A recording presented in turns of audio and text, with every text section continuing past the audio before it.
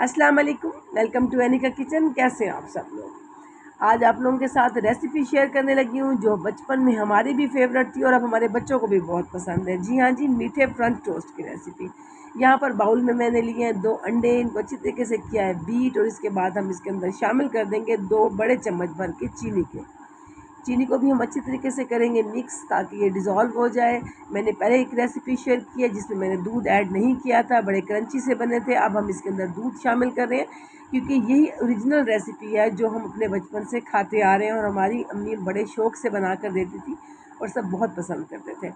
यहाँ ब्रेड को मैंने लिया एक प्याले में जिसके ऊपर मैंने ये जो अपना मिक्सचर तैयार किया हुआ था इसको मैं इसके अंदर सोक कर लूँगी ब्रेड को, और अगर कहीं पर नहीं लगा हुआ तो इसके ऊपर मज़ीद हम चम्मच की मदद से पोर कर लेंगे। आजकल जो वीडियोस वायरल हो रही हैं उसमें डबल जो टोस्ट हैं वो बने हुए हैं, लेकिन मुझे फ़ील होता है कि अंदर से कच्चा रह जाता है, तो मैं इसको सिंगल ब्रेड के साथ बनाती होती हूँ। तो इस तरह से पैन में 1 चम्मच ऑयल लिया है, मैंने यहाँ पर घी इस्तेमाल किया, आप चाहें तो बटर वगैरह भी इस्तेमाल कर सकते हैं।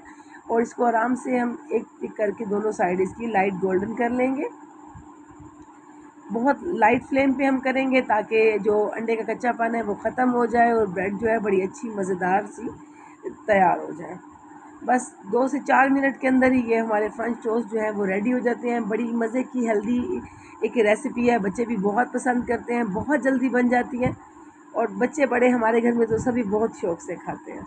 बस मैंने इसको एक्स्ट्रा ऑयल इसका एब्ज़ॉर्ब करने के लिए इसको टिश्यू पेपर पर रखा है और हम इस तरह से एक-एक करके निकाल लेंगे।